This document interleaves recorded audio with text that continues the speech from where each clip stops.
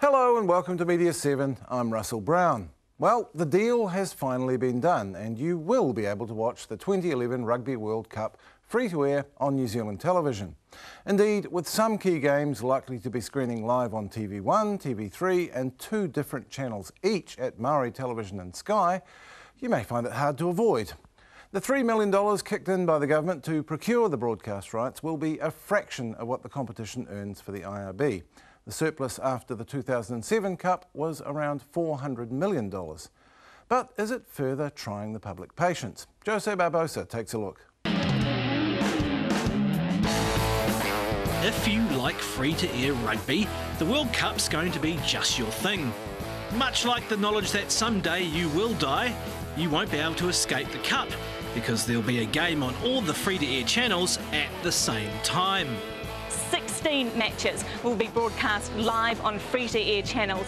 So how did it come to this? Well, last year Māori TV announced it was making a bid for the free-to-air rights, bolstered with $3 million from Te Puni Kokiri. Only New Zealand has the Māori thing, and we should take that opportunity because it can be really showcased and expanded through Māori television. All fine and good, but the government wasn't about to allow limited coverage of the Cup in an election year. If Maori television doesn't have the capability to deliver that across the country to every New Zealander, it'll need to work out how it's going to fulfil my expectations. So the government backed a counterbid by TVNZ and TV3, which made no sense and confused Broadcasting Minister Jonathan Coleman so much he couldn't answer any questions about it. How much sense does it make for essentially different arms of state to be haggling and outbidding each other over the rights to screens? Yeah, well, I think that's the central question at the heart of this whole issue. Their bid was made knowing how much Māori television had bid. I think it's grossly unfair. And it slowly got worse. Tariana Turu has made it clear she expects the opening ceremony will screen only on Māori TV. No, I don't think she did make that clear. I would have thought that the opening ceremony would certainly be part of that lead. At the same time, the government was knee-deep in attempts to upgrade Auckland's waterfront. Party Central will be a place to congregate. There'll obviously be large TV screens and bars. The Prime Minister outlined the type of activity he wanted to see on the docks. Cruising is becoming an increasingly important part of the Auckland and New Zealand economy. But the problem was that no one could agree on what to do. The Auckland mayors were told in no uncertain terms to fall in behind the government. We want to lay down the challenge to Auckland City to spearhead the appropriate development of the site because obviously there's a lot of work to be done and not too much time to do it in. To which the mayors told the government to build their own bloody Party Central. The question remains, will the World Cup end up a tasty Eggs Benedict or a proper dog's breakfast? Jose Barbosa there, always with the food metaphors. Joining me now are the CEO of Rugby New Zealand 2011 Limited, the company that runs the Cup, Martin Snedden. Russell. Sunday Star Times columnist Richard Bock, and listener sports columnist and communications manager for the Warriors and the New Zealand Rugby League, Richard Becht. Welcome to you all, gentlemen. Martin, even though it wasn't your deal to make, you must have been extremely relieved when the respective parties reached a broadcast agreement. I thought it was quite a smooth process, really. The funny thing is, it was one of those ones where, because we didn't own any of the rights, I could sit on the outside and watch the thing, and it sort of just kept us entertained for a while. And then I knew what the end result would be. I knew that there would be a significant amount of free-to-air on, and in the end, that's all I wanted. So they could go about any sort of process they liked to get there, but I knew they'd get there in the end, so it was just a matter of waiting until they did. We should make clear what your role is as the CEO of Rugby New Zealand 2011. Basically, you put on games, look after players, sell tickets and try not to lose too much money. Would that be fair? Yeah, and try and avoid a dog's breakfast probably as well. It's interesting that none of the bad headlines, the bad news headlines, have actually been about what you do. It must have been unhelpful to you to have political stories like these flaring up around the tournament. When I got into this job, I knew that there'd be politics flying around, but that's exactly the same as it is in rugby and cricket.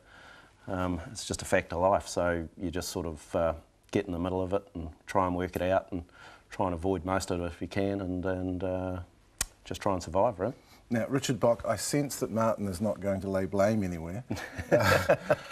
For those particular two situations that we highlighted in that clip, who's to blame here? In terms of the broadcasting rights, I couldn't believe the sequence of events. I thought the Maori bid was a very fair one.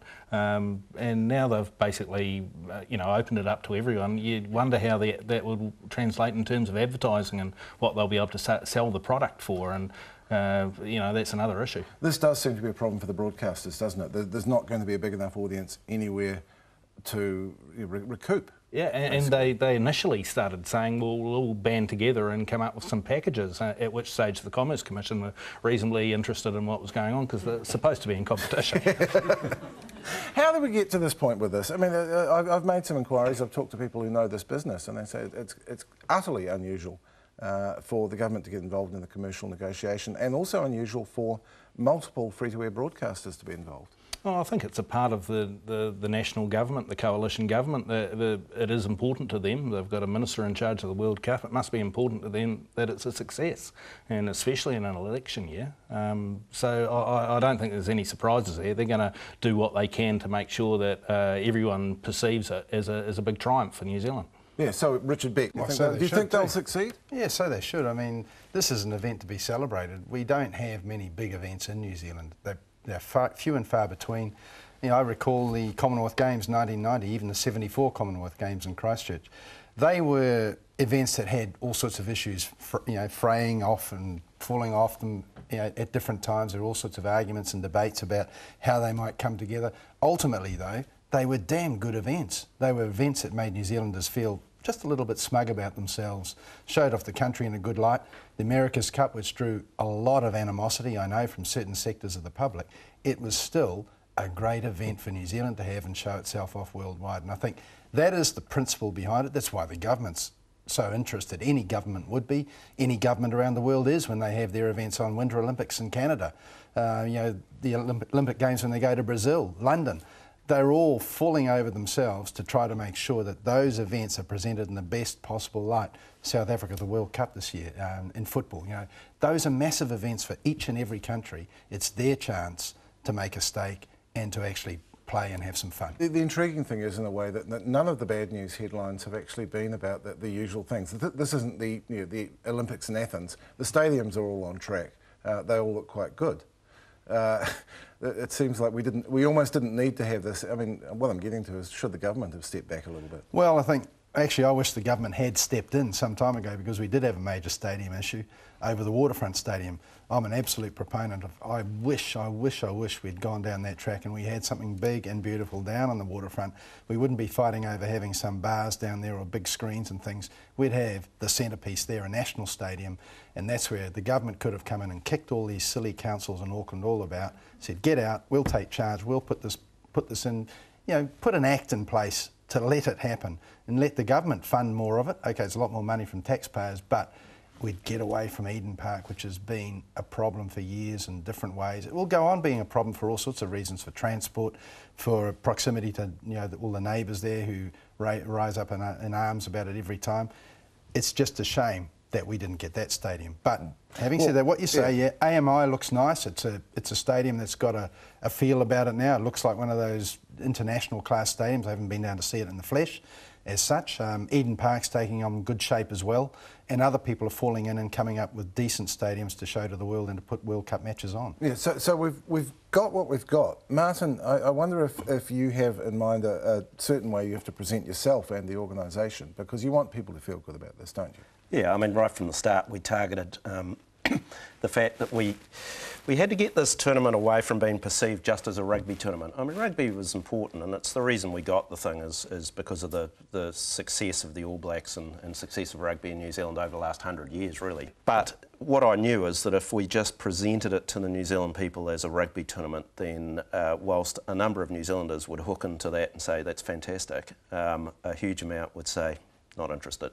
So it was about sort of getting the whole focus of the thing away from it just being rugby and getting it into being what Becky was saying is a New Zealand thing, and getting people to understand that all of our reputations and our pride are on the line here. So let's band together and make sure we nail it. So how are you reaching out to people? You on the social media? You on Facebook? You on Facebook? Twitter? Yeah. I didn't even know what Facebook was 4 months ago, but my kids will be falling over themselves laughing to see me talking about Facebook. But 4 months ago we started up a Facebook site. Today it's just hovering just under 300,000 fans. I've got a separate site, there's no fans on that one, but 300,000 fan base. It's going up at 2,000 to 3,000 a day. Out of those 300,000, only 10% are in New Zealand. You know, we did a pie graph yesterday, the stuff Bocky loves, and it shows that the spread is right around the world, right around the rugby world. The biggest component comes from France and from Italy and Argentina. So we actually have got translators on Facebook. Sort of just putting the odd bit of, stuff in there. Richard Bock, there are, though, for all that Martin wants it to be about New Zealand, there are separate brands to be managed here. The Rugby World Cup is not the same thing as the game in general in New Zealand, is it? Oh, no, and Martin's right, I'm far more of a bar graph person myself, but I mean, when it comes to the Rugby World Cup, how the All Blacks go is really insignificant. We're going to be judged on how the tournament goes in terms of outsiders coming into New Zealand, and whether the All Blacks win it or not is going to pale into insignificance, really, compared to how Russia is supported in its matches against, I don't know, Namibia or someone like that.